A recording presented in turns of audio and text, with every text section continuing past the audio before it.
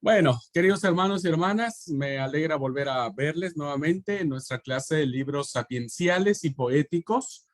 Eh, Hoy damos gracias a Dios por ser martes 5 de julio del 2022. Aprovecho para decirle que si todavía no se inscriben al diplomado en Pastoral Juvenil, aunque sé que muchos de ustedes no trabajan con jóvenes, pero como alumnos del seminario me parece que sería bueno que pudieran tomarlo. No vamos a tener ninguna tarea, no van a hacer ningún resumen, no van a hacer ningún reporte de las ponencias, pero bueno, no estaría mal, sobre todo para los que son pastores o encargados de iglesia o líderes, ¿no? Creo que no estaría de más que puedan inscribirse. Hoy es el último día, mañana Dios mediante arrancamos el diplomado. Recuerden que todas las actividades que el seminario propone, ustedes son parte importante. Ajá, todas, porque nacen del seminario, la institución de la cual ustedes son alumnos, así es que todo lo que esté el seminario, queridos hermanos y hermanas, es también para ustedes, ¿ok? Bueno, vamos a terminar hoy, esta es la clase con la que vamos a terminar el libro de Job. Espero que algunos haya tenido la curiosidad de ir leyendo este libro una vez más. Sé que varios lo han leído, pero que lo podamos leer desde esta perspectiva que estamos planteando. Porque a veces leemos el libro de Job, pero no tenemos como una directriz, ¿no? Como que no tenemos el espíritu crítico en el muy buen sentido de la palabra, que nos permita vislumbrar lo que está sucediendo en la prosa y en la poesía que tiene este libro sapiencial. Así que bueno, les animo a quienes lo leyeron, ya leyeron el libro de Job, que vuelvan a leerlo. Ajá, pero ahora háganlo con estos ojos, con esta visión. Y quienes no lo han leído, bueno, vayan tomando esta visión de Job desde lo que estamos aprendiendo en clase. ¿Ok? Bueno, entonces vamos a seguir con este recurso que nos da este autor sobre la entrevista que le hace al autor ficticio del libro de Job para ir entresacando las enseñanzas que tiene el libro. ¿Mm? Bueno, nos quedamos en una pregunta que le hizo el entrevistador. Perdón. Este es Coelet.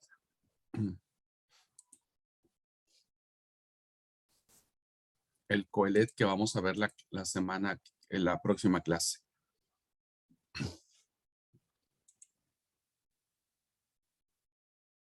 Muy bien, nos quedamos entonces en esta pregunta que hace en este recurso el autor sobre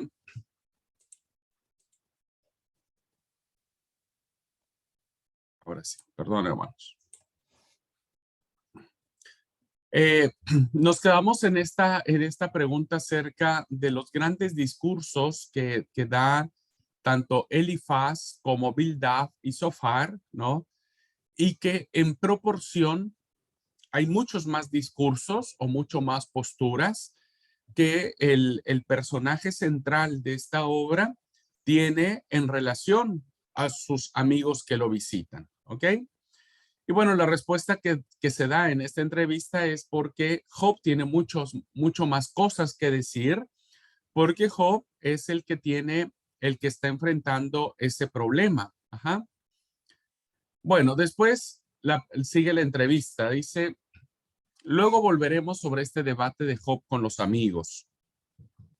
Prefiero que continuemos cómo está estructurada la obra. Esa es la pregunta. Bueno, la respuesta que se da en esta entrevista es, el debate termina en un fracaso absoluto. ¿Por qué? Porque los amigos no convencen a Job, pero tampoco quedan convencidos de que Job tenga la razón, ¿no? En este diálogo que tienen entre los amigos y Job. Y la discusión, tanto intelectual como teológica, no van a solucionar el problema. El problema de las cosas de la vida, queridos hermanos y hermanas, no se solucionan desde preconceptos teológicos, ¿no? es desde estructuras que planteen respuestas a las situaciones que nos confrontan. Y esto es lo que trata de establecer el libro de Job. Ante cómo encarar el sufrimiento, ¿no? No se hace desde una perspectiva de teología, sino más bien desde una perspectiva de encuentro, ¿ah? De encuentro. Es una sabiduría de encuentro. Entonces dice, la discusión intelectual teológica no soluciona el problema. Entonces comienza la segunda parte de la sección poética. Y es el diálogo entre Job y Dios. Que este es un diálogo muy interesante. Un diálogo que se reserva hasta el final de la obra. Ajá. Un diálogo que evidentemente le va a dar, pues, sentido. Sentido a lo que Job está viviendo y lo va a hacer desde una perspectiva de Dios. Antes de que Dios responda, pregunta el entrevistador, antes de entrar a los discursos de Dios, encontramos varios discursos de un personaje desconocido. Si ustedes se dieron cuenta, dentro de todo este desarrollo del diálogo de Bildad, de Sofar y de Elifaz, entra un personaje al quite, diríamos, ¿no? Entra alguien en escena que poco sabíamos de él, que es Elihu, o Eliú. Muchos comentaristas de su obra piensan que estos capítulos estropean la estructura y que no los escribió usted. Bueno, muchos comentaristas, hermanos, establecen que los discursos que hace este cuarto personaje llamado Elihu fueron una interpolación que se agregaron mucho tiempo después a la obra. Y siguiendo esta idea que nos plantea el autor de esta entrevista ficticia, creo que es correcto cuando dice, vamos a prescindir por el momento de ese tema. Prefiero que los lectores se hagan una idea clara de la estructura. A los dos largos discursos de Dios sigue una confesión de Job, donde afirma que ahora es cuando conoce realmente a Dios. Y la obra termina como empezó, termina en prosa. Hasta aquí, hermanos, donde dice, me arrepiento en polvo y ceniza, ¿no? Hasta ahí termina, donde Job confiesa, ahora mis ojos te ven, etcétera. Y entonces, ahí termina la sección poética y la obra, el último capítulo, o los últimos versículos de ese capítulo y el final, termina en prosa. Y en esta sección de prosa, hermanos, Dios da la razón a Job frente a sus amigos. Hay una explicación allí, ya no poética, sino una prosa narrativa. Y en esta prosa narrativa, Dios le devuelve duplicadas sus antiguas posesiones y termina como un cuento de hadas, diríamos, ¿no? Porque termina en paz hasta el fin de sus días, con 3 hermosas hijas, por cierto. Entonces, seguimos manejando que la estructura de Job plantea prosa, poesía, prosa, en la que están divididos estas secciones literarias de la obra de Job. Y entonces hay una pregunta a razón de vivieron felices para siempre. Y dice, el típico final feliz, ¿no? ¿Le parece adecuado para una obra tan crítica? Esta pregunta me parece sumamente relevante, hermanos, ante la experiencia que se tiene del sufrimiento, ¿no? Es decir, parece ser que al final, cuando todo ya pasó, cuando todas las emociones, cuando todas los enojos, cuando todo esto ya sucedió, ¿no? La pregunta es si era correcto que la obra terminara en el capítulo 42, versículo 17, diciendo, y murió Job viejo y lleno de días, ¿no? Es como un cierre, hermanos y hermanas, como pues muy placentero, ¿no? Como que es cuando uno está en medio de la turbulencia, cuando uno viaja en un avión y uno aterriza, ¿no?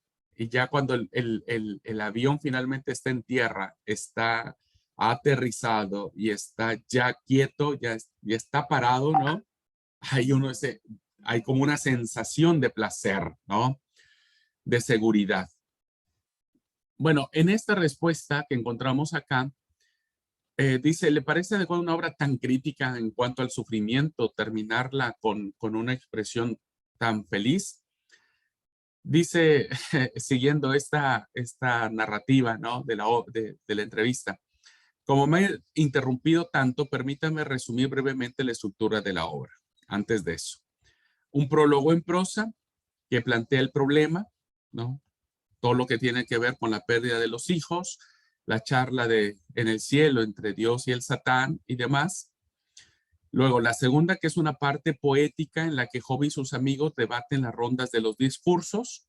En la sección poética se divide en dos, que tienen que ver con los amigos y Job. En la segunda parte de la sección poética está el diálogo entre Job y Dios, ¿no? Como ya centros del protagonista del problema que se plantea, y el final en prosa. Ajá. Bien. Comparadas con obras semejantes, resulta muy original, es la pregunta, pero ¿está satisfecho del resultado? La tercera ronda del debate entre Job y sus amigos está muy alterada. El capítulo 28 resulta enigmático a bastantes lectores. Los discursos de Elijú interrumpen el diálogo entre Job y Dios. Este planteamiento que hace la pregunta, hermanos, es porque cuando uno sigue la narrativa de Job, muchos estudiosos miran en el capítulo 28, ¿no? Algunos temas que eh, hay que profundizar sobre ellos porque tiene que ver con un aspecto fundamental de la literatura poética, sapiencial, que tiene que ver con la sabiduría. Entonces, este capítulo como que se cocinaría aparte. Ajá. Y la respuesta que se da a estas observaciones que se hacen al libro de Job, la respuesta podría ser, aquí se mezclan dos problemas. Uno, el de la transmisión del texto. Y evidentemente, hermanos, se entiende que algunas partes, principalmente el capítulo 28 del libro de Job, se hace una interpolación, se hace un cambio. Todas las obras que se escribieron en algún momento, ¿no?, pasan por este proceso. Como lo vimos ayer en la clase de profetas, hay los editores finales, ¿no? Los que arreglan el final de la obra, acomodan las cosas de tal manera que hoy las tengamos como las tenemos en función de ese trabajo. Bueno, el autor dice, yo no tengo la culpa de que los copistas cambiasen inadvertidamente el orden de algunas páginas, provocando una gran confusión en la tercera ronda del debate, principalmente con la intervención de Eliud o Elihu. Bien, ese es un problema que es muy propio de las obras antiguas, hermanos, y muy propio de los textos sagrados. Otro problema que encontramos cuando notamos este tipo de situaciones que plantea la pregunta es el de la propiedad intelectual, entre dos grandes comillas, ¿no? Y es interesante considerar esta precisión que hace el autor. Dice, ustedes están acostumbrados a que se respete lo escrito por un autor. Si yo escribo una obra, el copyright, ¿no?, o los derechos del autor hacen que alguien no pueda cambiar esa obra porque está protegido por derechos de autor. Nadie puede cambiar, nadie puede modificar. Si yo escribo un libro y lo registro en el ¿cómo se llama? En la propiedad intelectual se llama, pero tiene un nombrecito antes. Si yo registro ese libro ante este consejo o dirección, no sé cómo se llama, de propiedad intelectual, entonces nadie puede cambiar, nadie puede meterle mano a mi libro, a mi obra, ¿no? Y por lo tanto, se considera inadmisible que a una obra se le añadan frases o páginas que él no escribió. Obvio, porque está protegido con los famosos derechos de autor. Incluso ahora, si nosotros hacemos un trabajo, tenemos que citar al autor, ¿no? Tenemos que citarlo. Litis y derechos de conservación. Ok, ok, gracias. Tal vez aquí se llama así. Yo lo hacía referencia en México. Es el de propiedad intelectual, derecho de conservación. Ok. Pero en el tiempo antiguo, hermanos, no era así. No era así. Parecía normal que alguien añadiese páginas enteras a una obra ajena cuando creía poder aportar algo interesante al debate o a lo escrito por el autor principal. Quiere decir que me considero responsable de la estructura básica, no de todos los detalles de la obra actual. Entonces, es muy común y si algún día alguien profundiza sobre el libro de Job, va a encontrar este tipo de, diríamos, alteraciones, pero son propios o son producto de que los editores finales, ¿no? Queriendo aclarar, queriendo contribuir, queriendo hacer mucho mejor el sentido de la obra, le hace algunos retoques. ¿Ok? Bien, sigue la pregunta. De todos modos, cuanto más leo su libro, más fuerte es la impresión de que me quedo sin terminar, como si le hubiese faltado tiempo para redondear la obra, ¿no? Porque es, a ver, cuando nosotros nos planteamos el tema del sufrimiento, es un tema que no termina, evidentemente, ¿no? Y esto es lo que dice la respuesta. Ningún autor queda plenamente satisfecho de lo que escribe. Todo es perfectible. Es cierto, nadie puede escribir todo de todo, ¿no? Y sobre todo ante un tema tan cambiante, tan diferente, tan un tema del sufrimiento que tiene 1000 rostros, ¿no? Pues no se puede. Además, algo muy interesante que nos dice, esto es un dato muy histórico, hermanos, y debemos siempre tomarlo en cuenta. No disponíamos de papel, máquina de escribir, ni computadoras, ¿no? No había eso antes. Todo se escribía a mano. Entonces, imagínense escribir toda esta obra a mano. Era prácticamente una obra monumental. Ustedes no pueden imaginarse el esfuerzo que suponía redactar una obra extensa en aquellas condiciones, ¿no? Mejorar una frase, mucho más un discurso, una sección de libro, suponía enorme cantidad de tiempo y mucha plata para hacer. Con estos presupuestos, le concedo que la obra podría haber quedado mucho más redonda, evidentemente, ante tantos discursos, ante tantas idas y vueltas que tiene Job con los amigos, Job con Dios, Dios con Job, ¿no? Uno pensaría que tendría que decir muchas más cosas, aclarar muchas más situaciones, pero esta parte histórica es muy real, hermanos. En aquel tiempo, las personas, pues escribir una obra representaba mucha plata. Ya hablamos de que en el tiempo del papiro, del pergamino, se necesitaban muchos planchas u hojas o cueros de piel para escribir. Y evidentemente en el tiempo es probable que el tiempo que se escribe Job haya sido tal vez en tablillas o en otro material, que escribir una frase mal o cambiar una palabra, ¿no? Pues implicaría destruir todo, ¿no? Y empezar de nuevo. Y esto, bueno, no sucede con nosotros hoy. Hoy si yo escribo una palabra mal en un escrito en la computadora, lo borro y no cuesta nada, ¿no? Pero en aquel tiempo no. Entonces, mucho se le ha criticado, hay muchos críticos del libro de Job que van en función de eso, como que no cierra de terminar la idea. Una respuesta histórica me parece válida, es que no era tan fácil escribir una obra tan grande en aquellos tiempos, en esas condiciones que debería de tener mucho tiempo y mucha plata para escribir. ¿Okay? Bueno, seguimos. La última pregunta sobre la estructura. Y ahí es importante saber cómo está estructurado el libro de Job. Lo vamos a ver con mayor claridad hasta el último, hermanos. Ajá. Hoy estamos siguiendo esta idea. Leyendo el debate entre Job y sus amigos, que es la primera parte de la sección poética, tiene uno la sensación de que las ideas se repiten demasiado.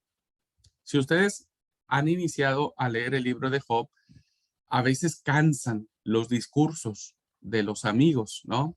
Porque machacan mucho las ideas. Por eso a mucha gente no lee la parte poética del libro de Job, porque nos gusta más leer la prosa narrativa, ¿no? Los primeros capítulos y los últimos. Esos son más lindos y esos incluso no los sabemos de memoria.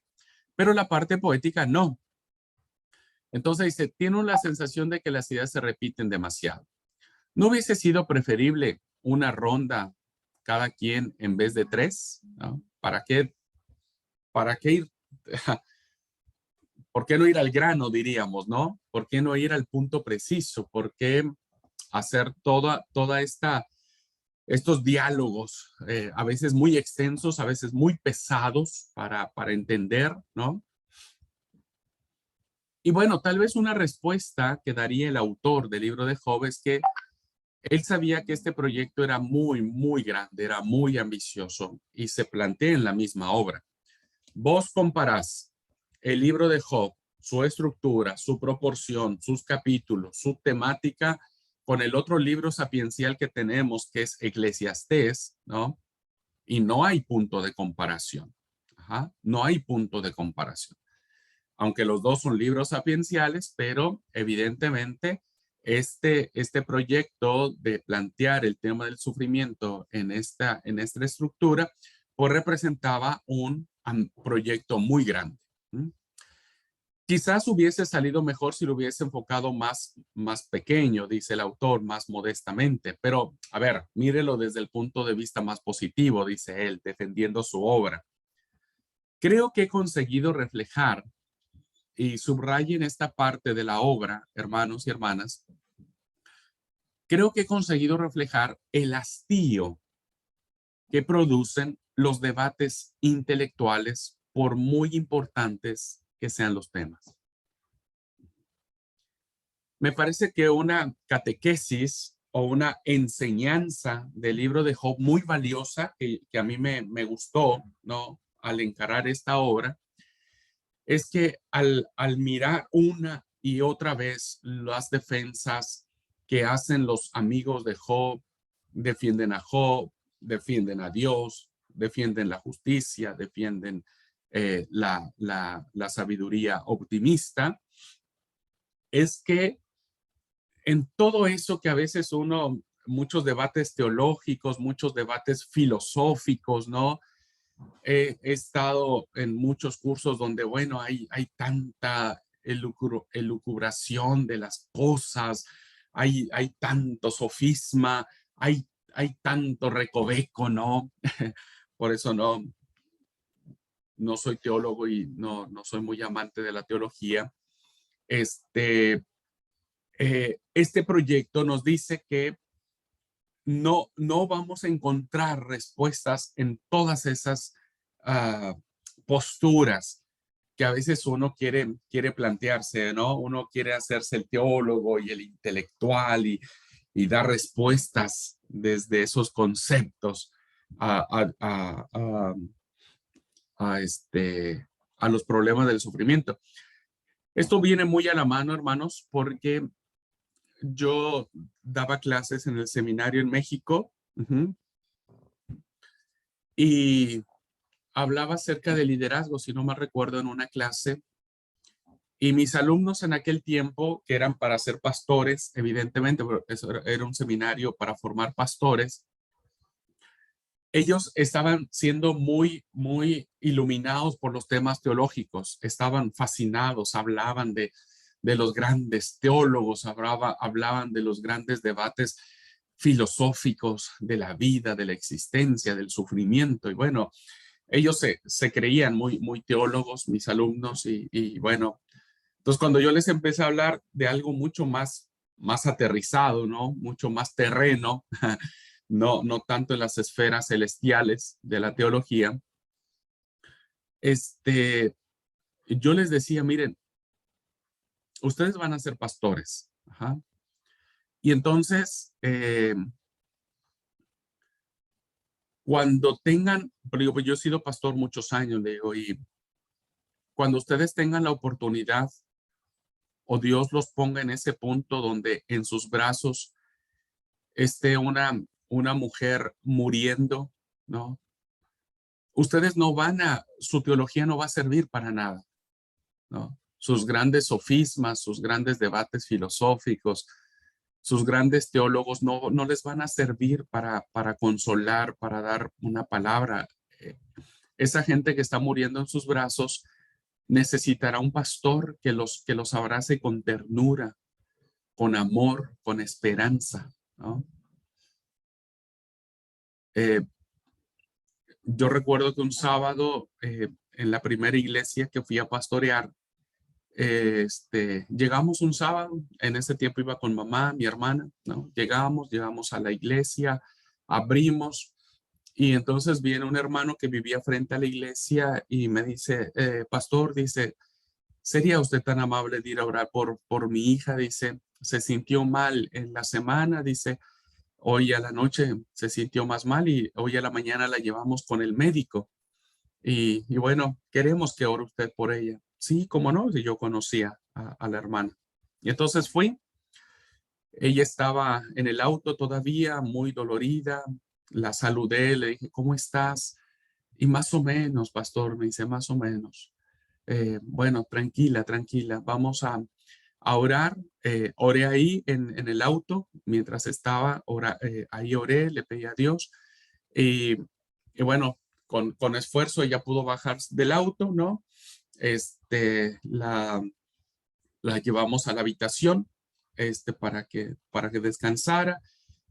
Bajaron todos los remedios, los medicamentos. Y bueno, me senté junto a ella, ¿no?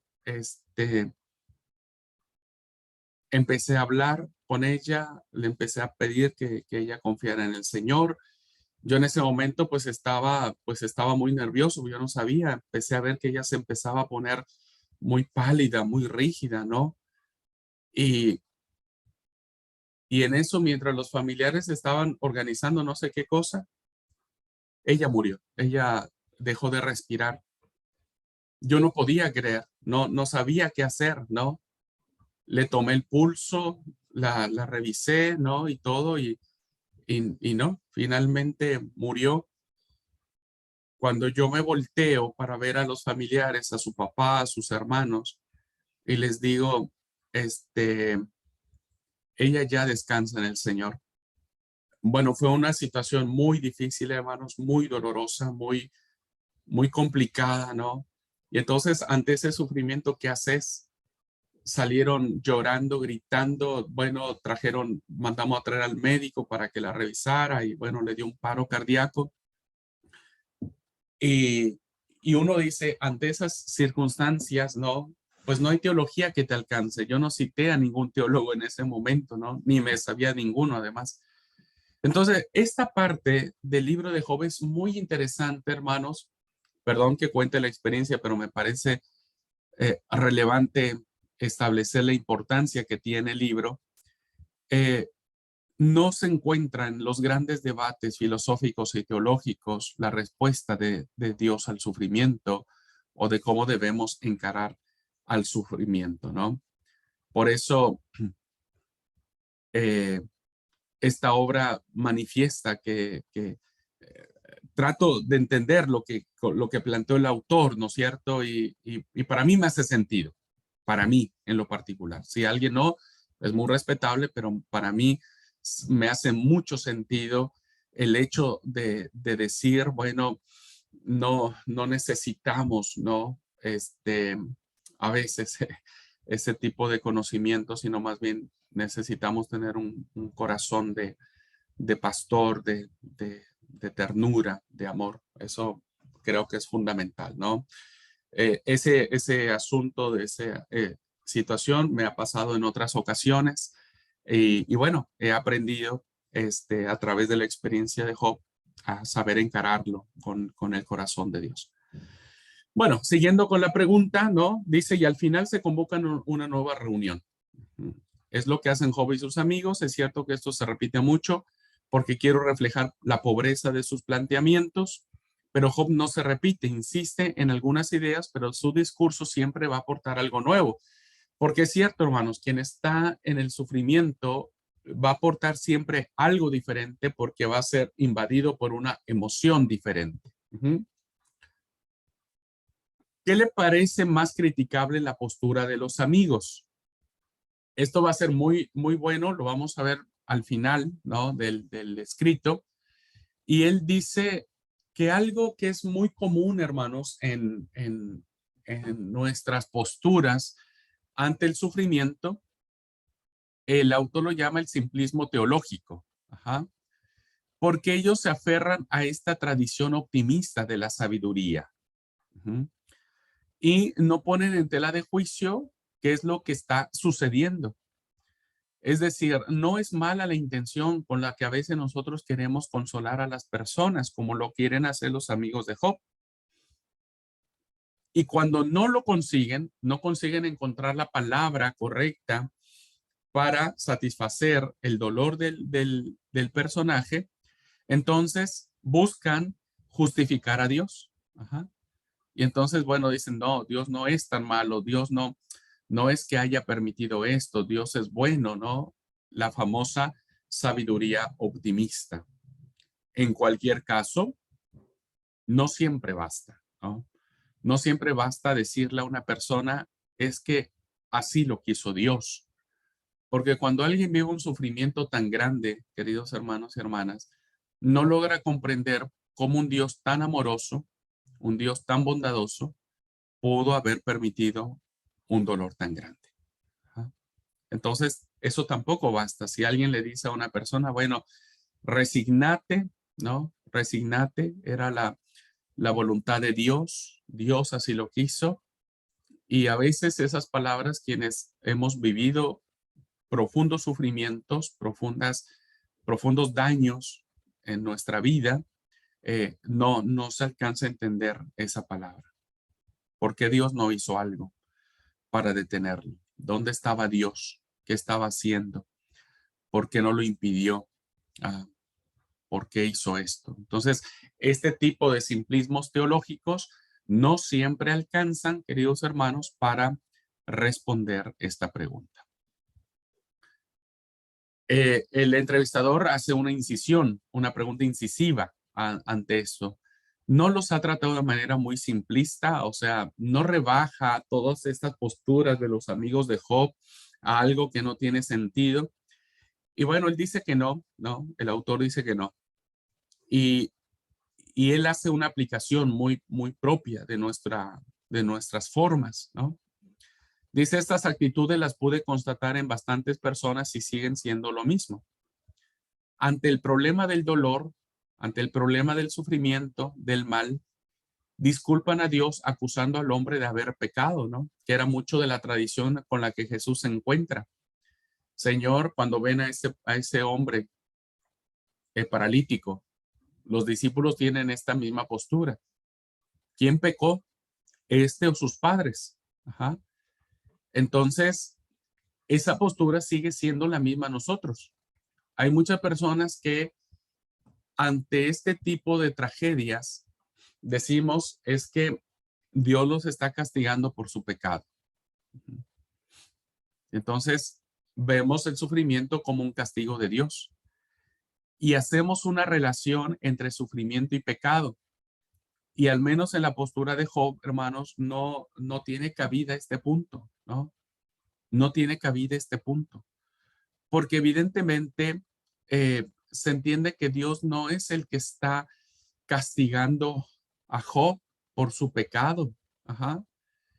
Y, y a veces cuando alguien sufre, lo primero que viene a nuestra mente es, Señor, soy pecador y yo sé que porque he pecado, todo esto ha venido por mi causa, ha venido a mí por esta causa del pecado. Hay muchas personas que traducen o que enfrentan el dolor, el sufrimiento, a partir de esta concepción de sentirse pecadores. Y como son pecadores, pues necesitan un castigo. Y el castigo es el sufrimiento que tiene. El autor insiste y dice, pero Job se reconoce pecador, ¿no? Y la respuesta es sí, claro que sí. Y nos alegra que Job se considere a alguien que no es tan justo, tan perfecto. Algunos dicen que Job se considera totalmente inocente, pero la verdad es que no, aun cuando él al principio de la obra, quien escribe la obra, va a plantear a un Job con todas las características, ah, todas las virtudes teologales, ¿no? Pero si usted ve en el discurso, usted va a encontrar que Job en varios momentos reconoce sus fallos y reconoce sus pecados. Pero esto, hermanos, no va a ser proporcional porque dice que niega que exista proporción entre esos pecados y su terrible sufrimiento o el tema que él está pasando. Nos consideramos pecadores, pero esto no tiene que ver en función del castigo que tenemos, porque fíjense, hermano, si nuestro pecado pudiera medirse, entonces en esa función tendría que ser el castigo, el sufrimiento que deberíamos de tener, pero no es así, ¿no? No es así. Entonces, nosotros estamos básicamente eh, distanciados de la proporción de nuestros pecados con los sufrimientos que tenemos.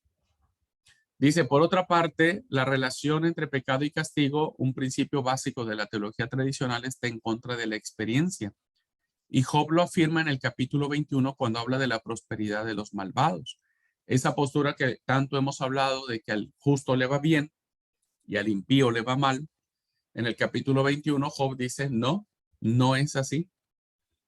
Porque entonces el pecador llega viejo, tiene a sus nietos, vive en prosperidad, muere en buena vejez, muere en paz, ¿no? Tiene todo en la vida y por lo tanto entonces no hay una proporción, no hay una corresponsabilidad entre pecado y castigo. Porque entonces el pecador, el impío, tendría que terminar conforme su pecado, pero no es así, ¿no? Entonces, algo que tenemos que rescatar en esta sapiencia del libro de Job, hermanos y hermanas, es que no debemos mirar el pecado como una motivación del sufrimiento, sino como parte de la vida, como parte de la vida, como parte de que aún al más justo, diríamos, ¿no? Al que es pastor, al que es consagrado, al que es un cristiano fiel, pues la muerte, la enfermedad, la desgracia siempre tocará su puerta. Ajá, siempre tocará su puerta. Entonces, no tiene que ver si somos buenos o si somos malos. ¿Se entiende esto, queridos hermanos? No tiene que ver eso. No tiene que ver si somos buenos, no nos tiene que pasar nada. Entonces, los cristianos nos tenemos que librar de todo y mucho le decimos a las personas, convertite a Cristo y mira, te va a ir re bien en la vida. Y he encontrado a muchos hermanos que me dicen, ay, pastor, a mí me va re bien en la vida, pero me bauticé y ahora me va re mal en la vida. Mejor ni me hubiera bautizado, me dijeron. No, no digas eso, le digo. Es que a mí me dijeron que si yo me bautizaba, yo iba a estar mucho mejor y todo iba a andar de 10 puntos. No, no siempre es así. A los buenos también nos va mal, ¿no? Al que uno busca a Dios, también la muerte llega, la desgracia, el dolor, el sufrimiento. Ajá. Entonces, cuando ustedes encaren el sufrimiento propio, no lo vean desde su pecado. Ajá. Véanlo como parte de la vida, la experiencia de la vida. Y cuando encaren el sufrimiento de alguien, nunca lo hagan sentir que es por su pecado. Jamás, jamás lo hagan sentir por eso. Bueno, sigue la pregunta. ¿No ve nada positivo en la teología tradicional, esta teología del malo al bueno le va bien y al malo le va mal? Y bueno, la respuesta sigue siendo valedera, hermanos. O sea, no significa, porque si no, entonces echaríamos por tierra los proverbios y los salmos, ¿no? Echaríamos por tierra. Eso ya no se puede hacer, ¿no? Y bueno, creo que en algunos casos sí, sí es así, porque a ver, la experiencia nos ha dicho que hay gente buena de la iglesia que le va bien, gracias a Dios, ¿no? Que está bien, que tiene todo, que le va re bien en la vida y que llega a buena vejez, muere en paz, etcétera. Y también reconocemos que a los impíos les va mal. Hay gente que es re mala y termina mal, termina en malas formas de muerte, trágicas, etcétera, ¿no? Pero en esta obra, según el autor, rechaza que esto sea de manera general. Ajá. No consiguen defender a Dios, voy acá, en esto está mi cursor, no consiguen defender a Dios y por lo tanto irritan aún más al que sufre. Tengan mucho cuidado en la manera en que consolamos a las personas. No defendamos a Dios, Dios se defiende solito, ¿no? No tratemos de justificar y decir, bueno, Dios así lo quiso. A veces no sé, yo he pasado por momentos donde me he preguntado, no sé si Dios lo quiso, no lo sé. Sigo batallando en esta experiencia de entender a Dios, ¿no? Bueno, la pregunta sigue. De hecho, Job solo critica a Dios cuando los amigos intentan consolarlo con sus planteamientos. Y es así, ¿no? Cuando alguien empieza a hablar, bueno, resignate porque Dios así lo quiso, entonces uno se vuelve contra Dios, ¿no? Y uno empieza a hablar sobre Dios o en contra de Dios, ¿no? Y eso es lo que sucede en la obra. Consiguen lo que el Satán pretende desde el comienzo, cuando se da la entrevista en el cielo. Y esta es otra triste ironía de la vida, hermanos y hermanas.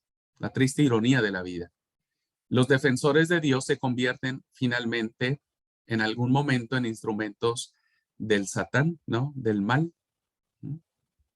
Se convierten en eso, porque las mentiras hieren más que cualquier tipo de sufrimiento. Esta frase es muy valiosa para mí. ¿No?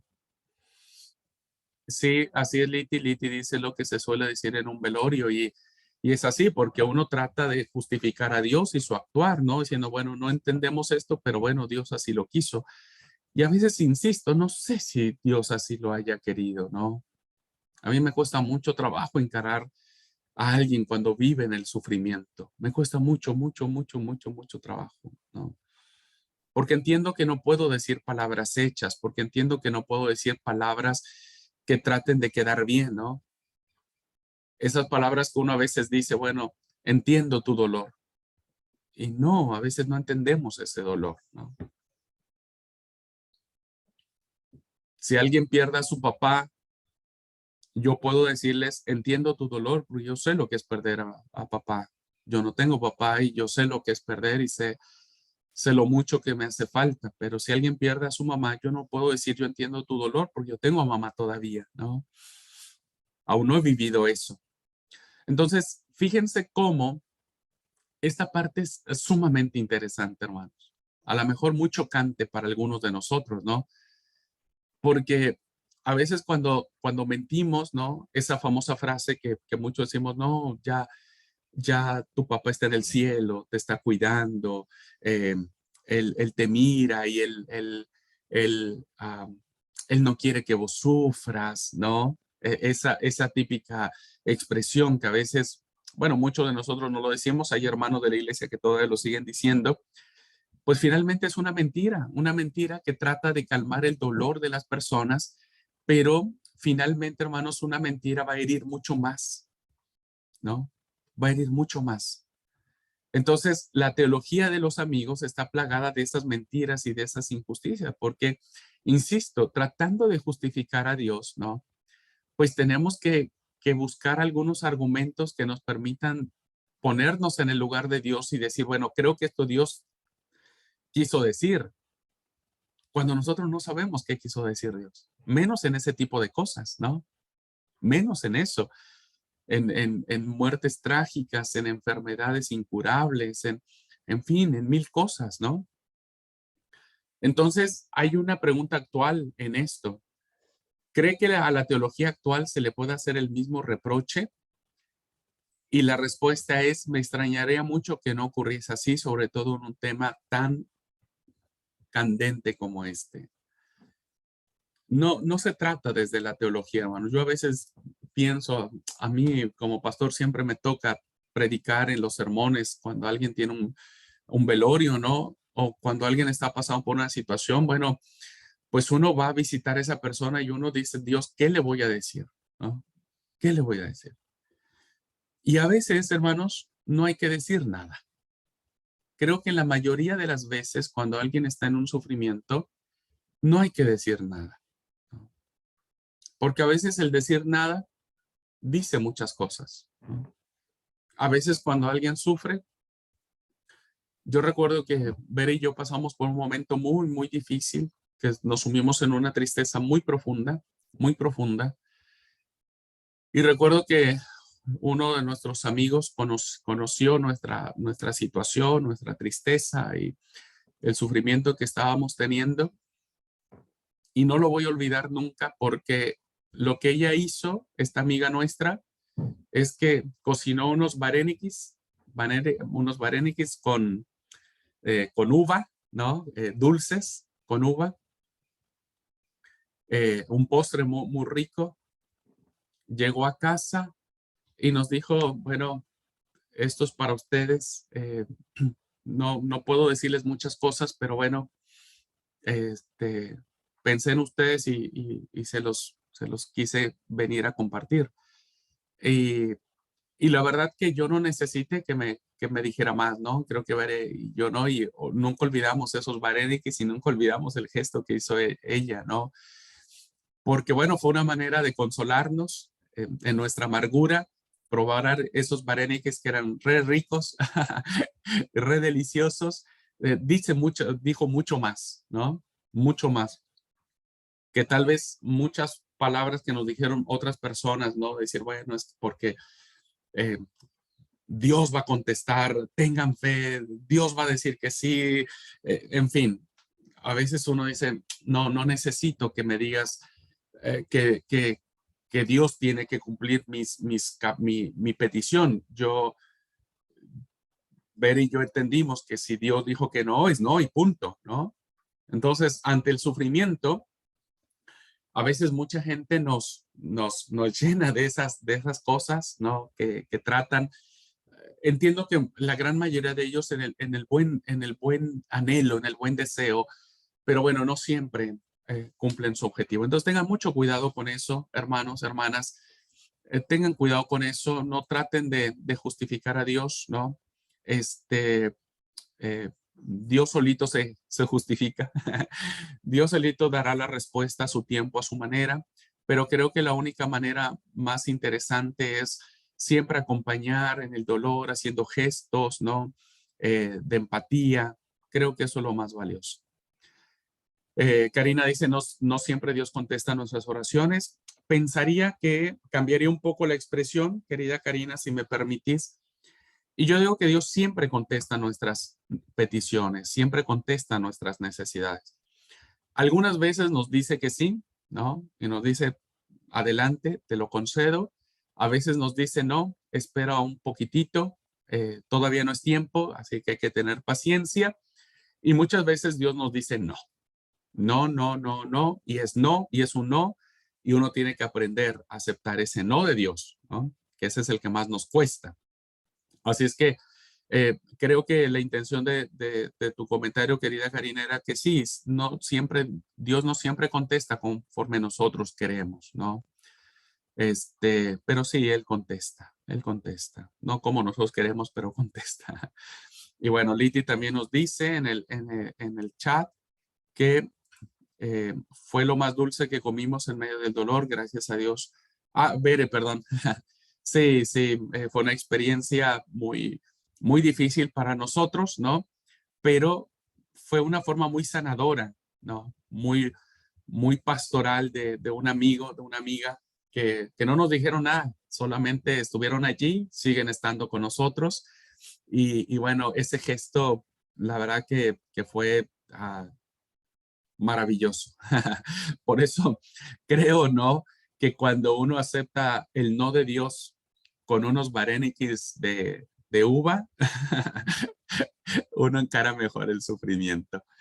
Liti, levantaste la mano, adelante.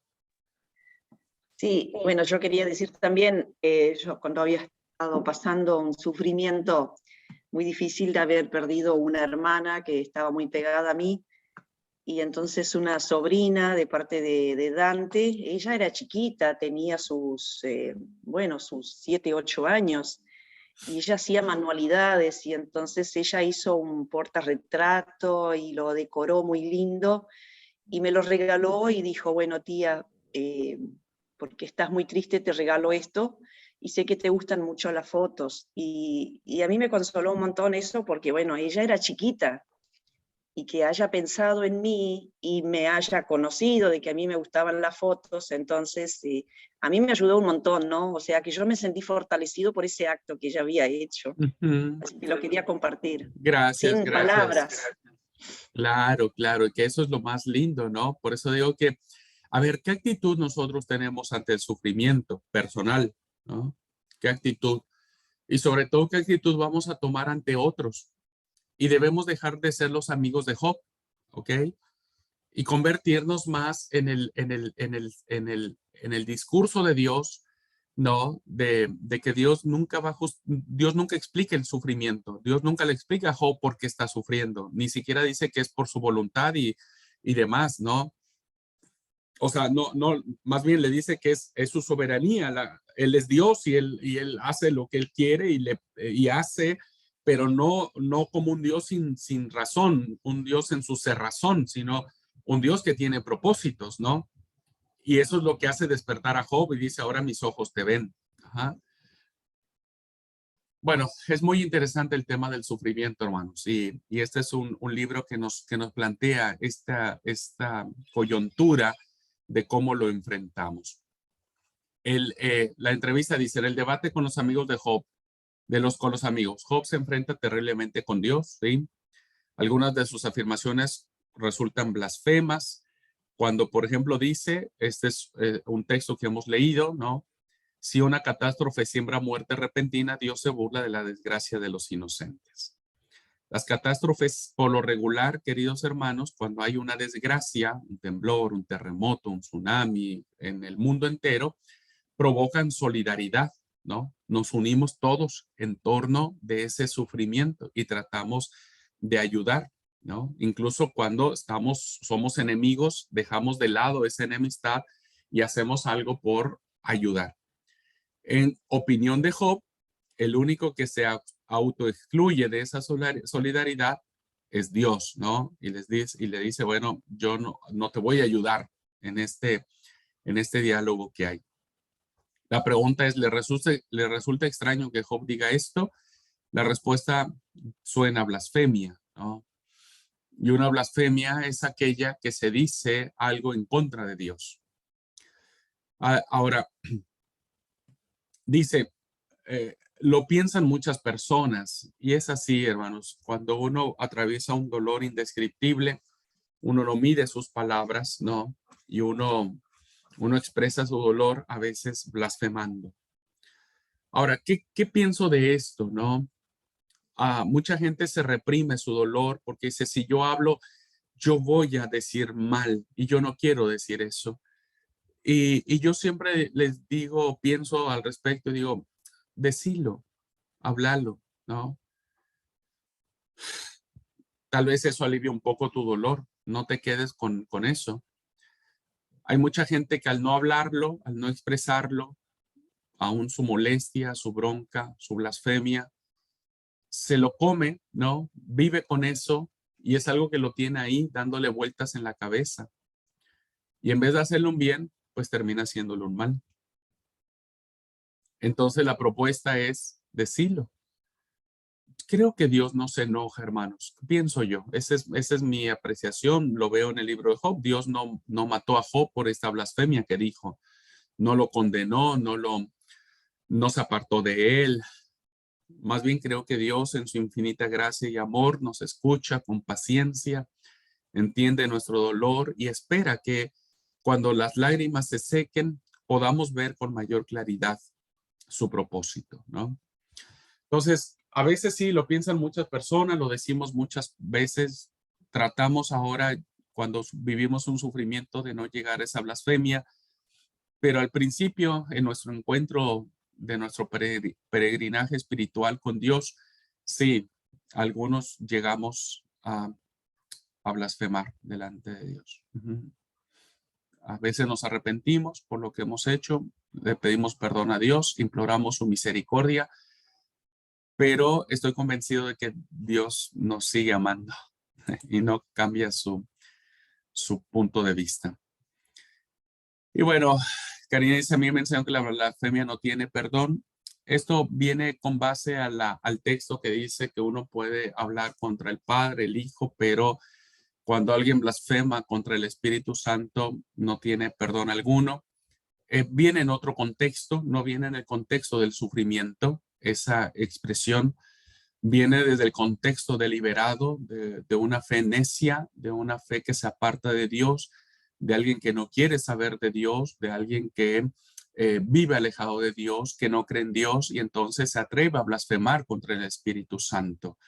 Y entonces cuando alguien se atreve a blasfemar de esa manera, ¿no? En su idolatría, en su carnalidad, en su alejamiento de Dios, entendemos que no tiene perdón. Pero estamos hablando aquí de otro contexto. Estamos hablando del contexto de las emociones que afloran, ¿no? De las emociones que afloran por el tema del sufrimiento. Si esto que dijo Job, hermanos, no tuviera perdón, evidentemente el final que encontramos de este libro, pues hubiera sido diferente, ¿no? Hubiera sido muy diferente. Si todo lo que dijo Job en contra de Dios, maldijo el día de su nacimiento, dijo que Dios se burla de las desgracias del inocente, él estaba en un plan envalentonado y diciendo, ¿dónde está el trono de Dios? Díganme, yo iría y le diría muchas cosas. Si eso fuera en esta experiencia, no estamos hablando de un hombre que está alejado de Dios, estamos hablando de un hombre de Dios que sufre, ¿no? Y pienso que cuando hay un corazón honesto, uno no lo dice por maldad, uno no lo dice porque está su corazón lleno de pecado y de inmundicia y de avaricia. Lo dice un corazón que ama a Dios, pero que está muy dolido, ¿no? Y entonces allí, al menos ese es mi entendimiento, que Dios siempre va a aceptar el corazón de sus hijos piadosos, que aún cometiendo este tipo de fallas, ¿no? Su amor los cubrirá y su amor nos ha cubierto, ¿no? Y, y por eso yo siempre cuando alguien tiene un sufrimiento le digo, habla con Dios. Si tienes que reclamarle, reclámale. Ten cuidado con lo que decirle, pero si tenés que decirle, decile, ¿no? Decile lo que sentís. Creo que Él no se va a enojar, no se va a enojar, te va a escuchar y te va a entender, ¿no? Pero no te quedes con nada en contra de Dios. No te quedes con nada. Bueno, al menos no se atreve a decirlo y mucho menos a escribirlo. Aquí radica un aspecto esencial de la cuestión. Estoy en esta parte de mi cursor. El problema del mal nos da miedo. A todos nos da miedo, hermanos. Claro que sí, nos da miedo. Nos da miedo solo de pensar si una desgracia llegara a nuestra vida. Por eso siempre intentamos esquivar, siempre.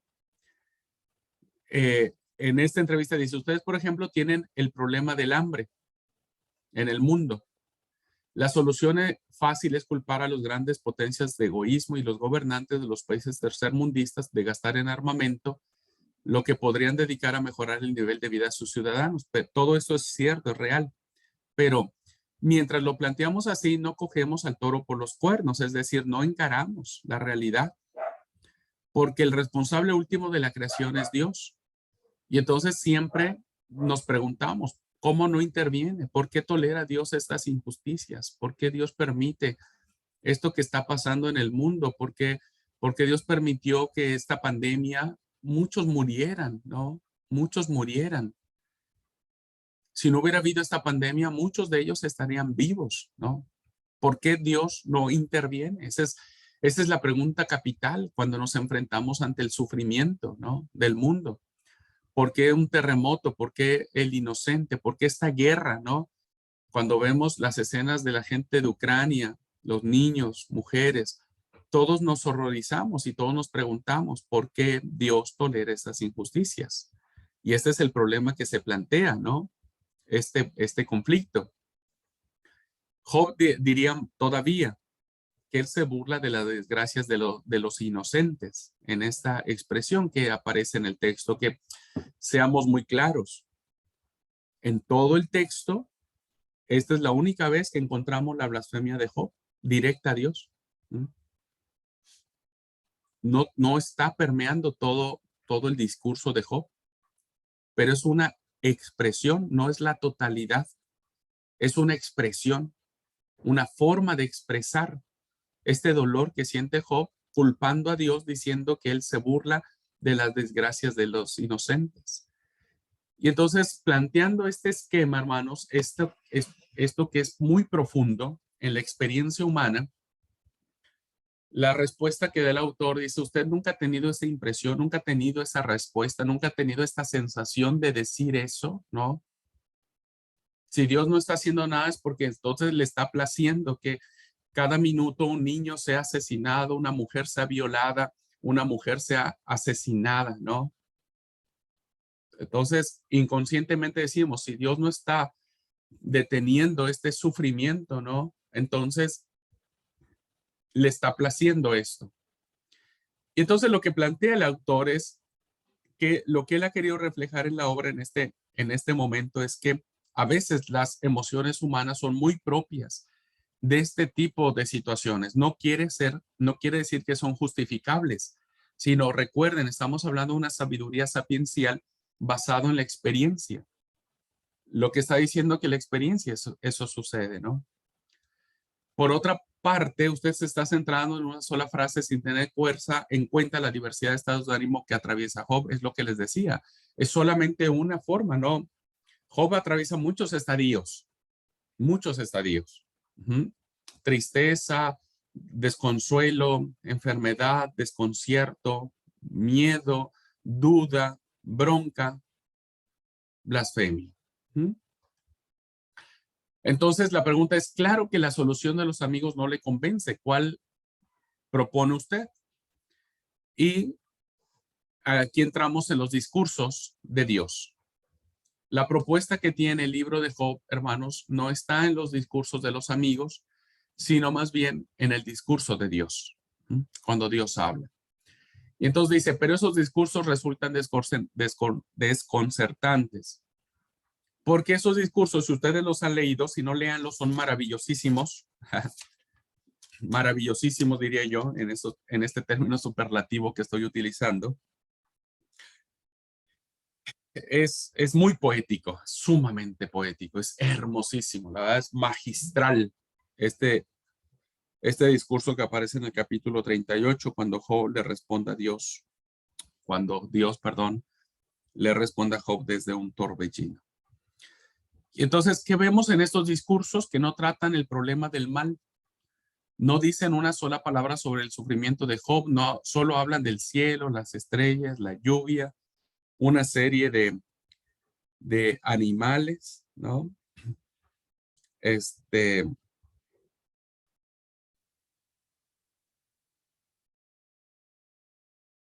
Ya sabe lo que han dicho, algunos comentaristas dicen, hermanos, que Dios más bien le larga a Job 3 horas de clases de ciencias naturales, ¿no? Y algunos dicen que esos discursos nada tienen que ver con el tema. Pero la verdad es que analizando, hermanos, y guiándonos con esta respuesta que da el autor, dice, creo que no han entendido esos discursos porque lo hizo de una manera muy enigmática. Claro que sí. Hay un autor llamado Othmar Kell que estudió los discursos de Dios con una perspectiva nueva y afirma que los discursos se encajan perfectamente en la temática de la obra. Haciendo esta charla, ¿no? Ficticia, le pregunta al autor, ¿conoce ese estudio? Y él dice, no, aquí no conocemos ese estudio. Bueno, le dice que él opina que Job ha hecho a Dios dos reproches fundamentales. Primero, que la tierra es un caos y que se encuentra en poder de los malvados. Frente a la idea del caos, el primer discurso defiende la creación como una empresa sabiamente planeada, haciendo referencia al Dios que crea el cosmos siempre de nuevo y a Yahvé, a Jehová, con la imagen del Señor de los animales. Este es un planteamiento muy interesante que habla sobre el señorío de Dios por encima del caos.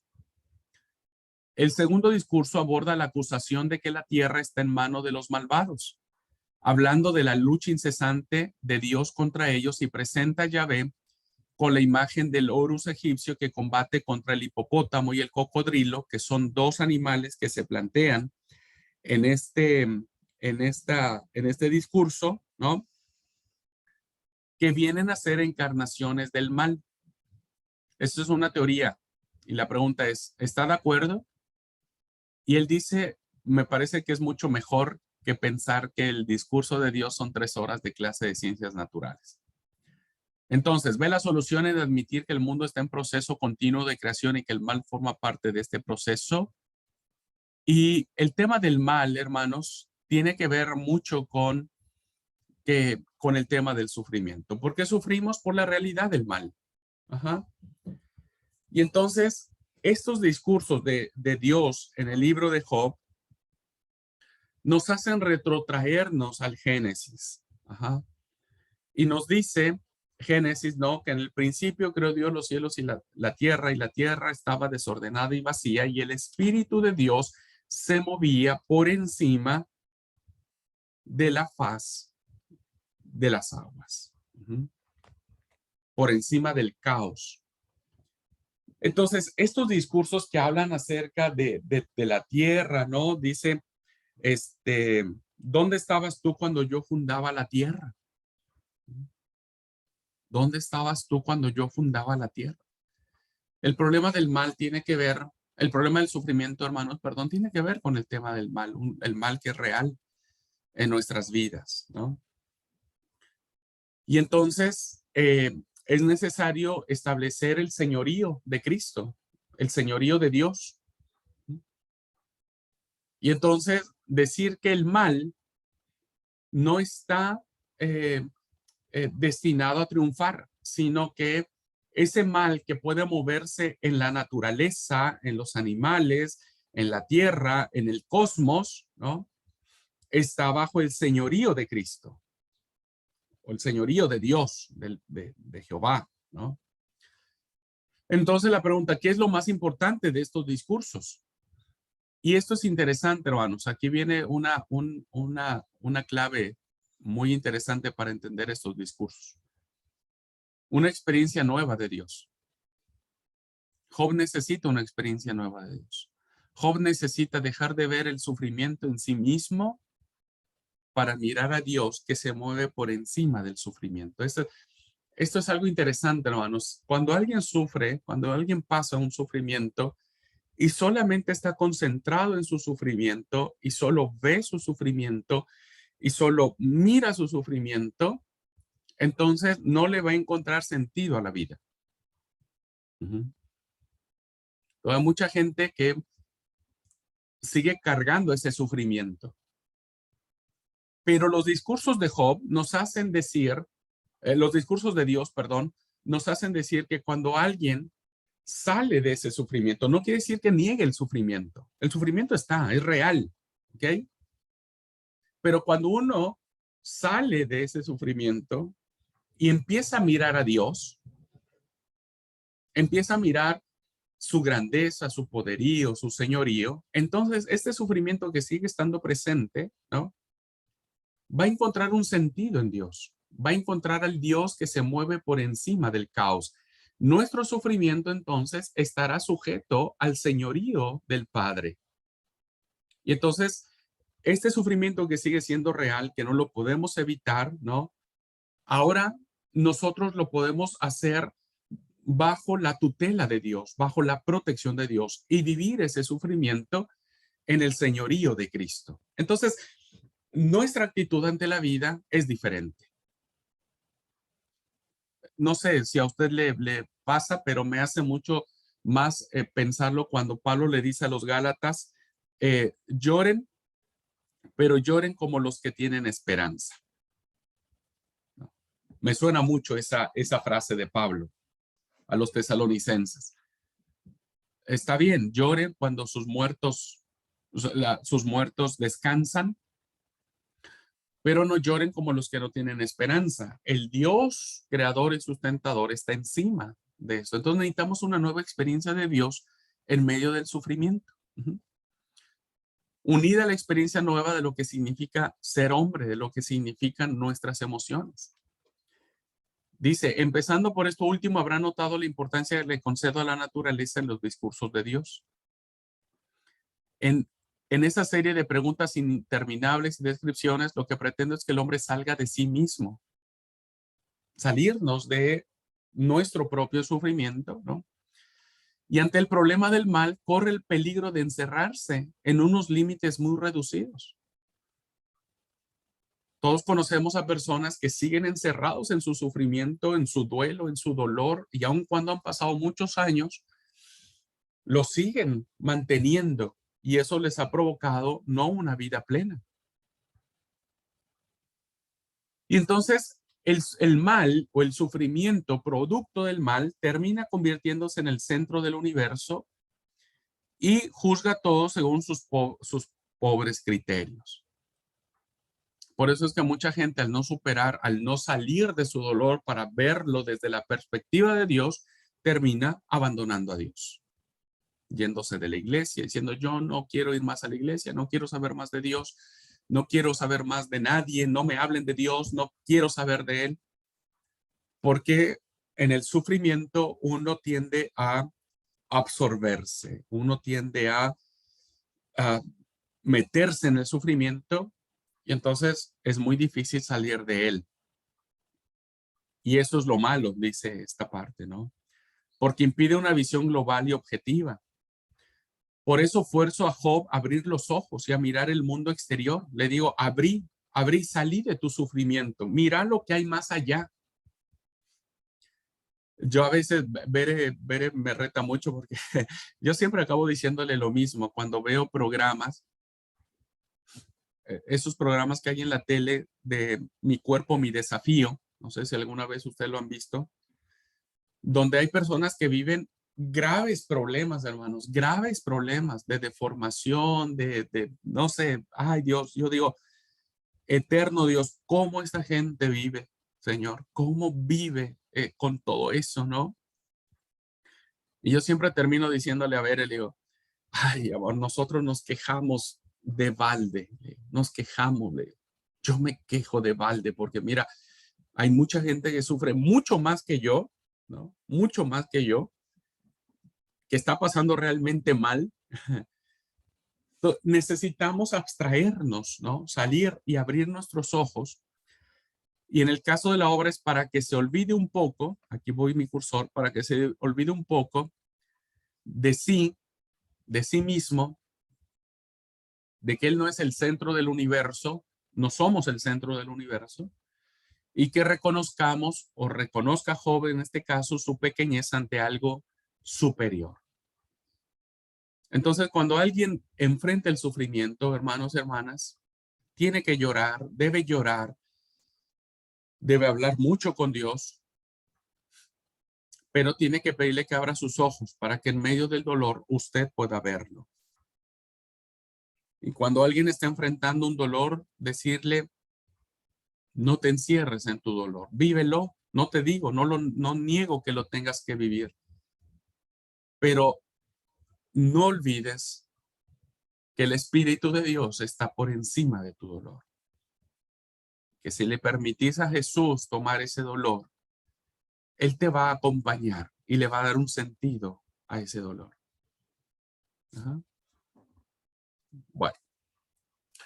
Se considera en este sentido un precursor de la revolución copernicana, en la que el hombre deja ser el centro del universo, ¿no? Eso es muy típico. Solo mi dolor es el que vale.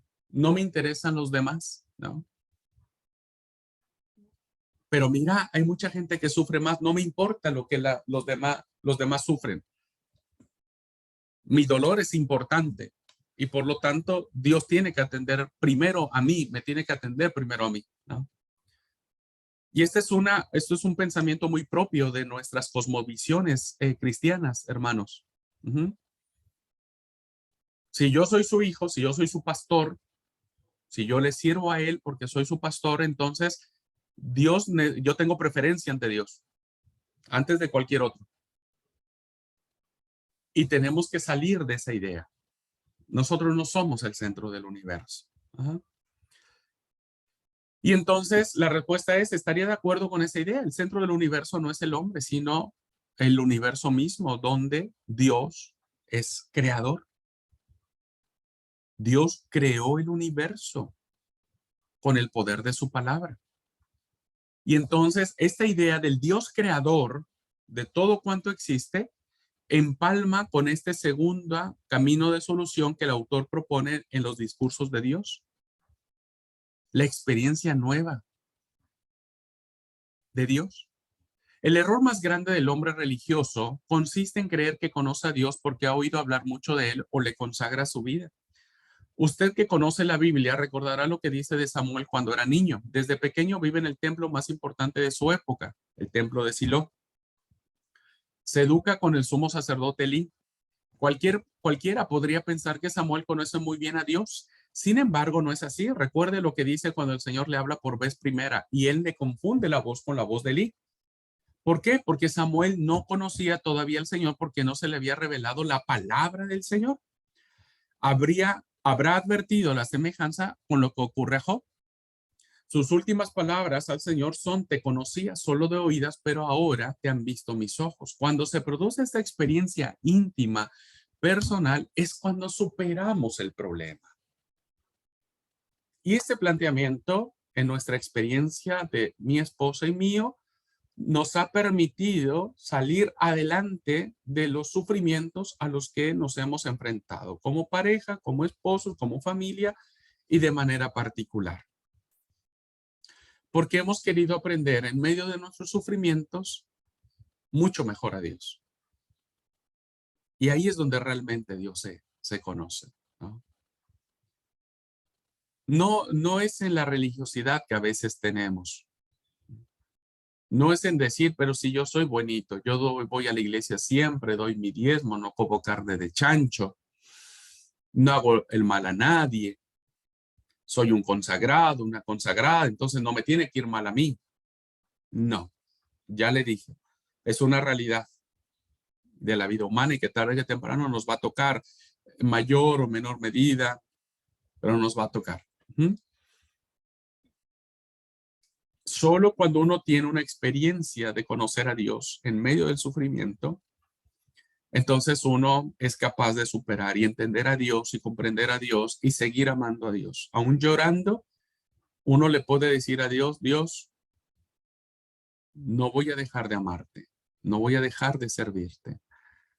Me duele hasta la profundidad de mi alma, estoy destrozado, estoy destrozada, pero eso no hará que mi amor por ti cambie. Y voy a seguir creyendo en ti, aunque no le encuentre razón.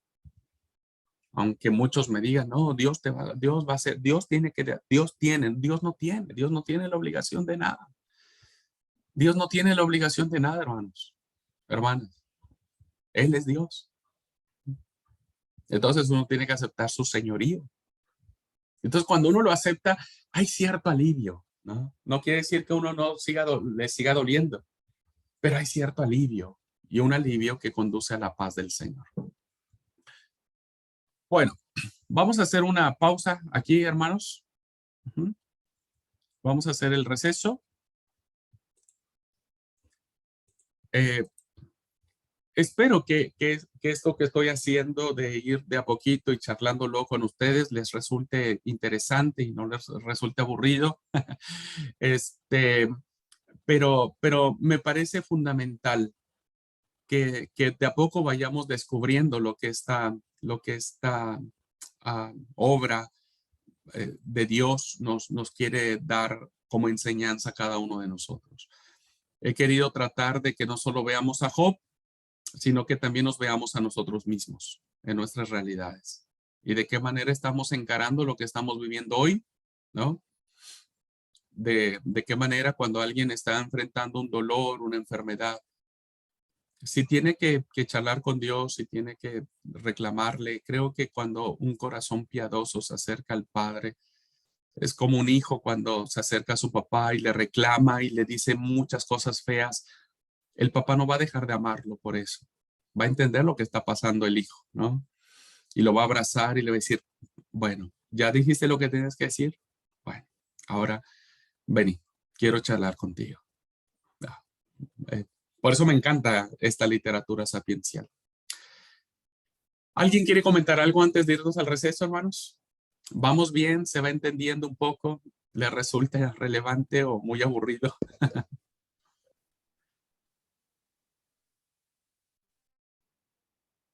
Sí, hermano, a mí me encanta esta reflexión, porque como les conté ya que estoy pasando por el duelo de mi esposo, y muchas veces me pregunté por qué, o sea, hay tantas personas malas, y le llevó a mi esposo, que era una persona buena, pero eso en el dolor, ¿no? Como Job, porque entiendo que Dios es poderoso y Él tiene la última palabra.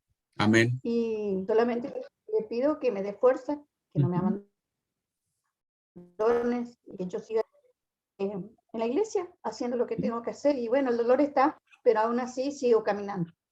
Me lloré todo el curso, me lloré todo el curso aquel día y hoy otra vez porque me toca en lo más profundo de mi corazón, hermano. Pero Gracias, Betty. algo que usted nos dice.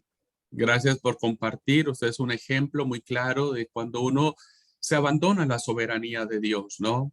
Cuando uno dice, bueno, Señor, no entiendo por qué pasó. Uno añora muchas cosas, suspira por un montón de cosas, ¿no? Pero al final uno dice, papá, no entiendo por qué pasó. No quiero que me expliques. Solo te pido que no me dejes, ¿no? Solo te pido que me sigas amando. Amén. Y eso es lo más lindo de la experiencia, ¿no? Del sufrimiento. Dios le bendiga, Betty. Amén. Bueno, y que Dios nos bendiga a todos. Todavía nos falta terminar un poquitito, así es que a veces meto mi lado pastoral y parece que les predico, hermanos. pero, pero bueno, pienso que esta literatura hay que verla así, ¿no? No solo de vista teológico, sino por eso me gustó esta propuesta que hace José Luis Sicre de plantear la obra desde estos términos. Bueno, vamos al receso, ¿ok? Vamos al receso. Bueno, alguien, perdón, Dina, ¿quería decir algo? Sí, creo que es un tema que para mí lo he vivido mucho, pero hay una gran bendición cuando uno puede entregarlo en manos del Señor. En mi caso, yo me he quedado sola, no tengo mi familia directa, pero siempre el Señor proveyó el consuelo, la fuerza, y también suplió hoy con una familia de corazón. El Señor siempre provee. Y yo creo que lo más grande, cuando uno en medio del dolor puede confiar plenamente en el Señor. Así es, mi querida Dina. Así es. Y esto es lo que nos enseña Job. De oídas te había oído, pero ahora mis ojos te ven. Ahora mis ojos te ven. Y aún Job no había recibido la recompensa cuando él dice esas palabras. Aún Job sigue estando enfermo, solo, abandonado. Él todavía no recibe lo doble, lo triple, no recibe a sus 3 bellas hijas, todavía no tiene nada cuando él dice eso. Ni sabe que lo va a recibir, ni lo sabe. Pero aún en medio de eso, él puede decir, ahora mis ojos te ven. Que Dios nos siga abriendo nuestros ojos, queridos hermanos y hermanas, para que en medio de nuestro sufrimiento podamos vivir a Dios, afrontar las diferentes situaciones que se nos van a presentar. Sí, hermano Pedro, es cierto, es un buen consejo. Cuando uno enfrenta esas cosas que uno dice, ¿por qué? ¿Por qué? ¿Por qué? A veces es decir, bueno, no sé por qué. No me voy a matar la vida tratando de encontrar una respuesta. Más bien es, ¿para qué esto? Y si esto sirve para que yo conozca más a Dios y lo ame más a Él y sepa quién es Él, algún día, como decimos mi esposa y yo, algún día en la eternidad Él nos va a explicar muchas cosas, si es su voluntad. Algún día nos dirá, mira, por esto, te dije que no a esto, el otro. Pero también, si en la eternidad Dios nos dice, no, no te voy a explicar, aún así lo vamos a seguir amando.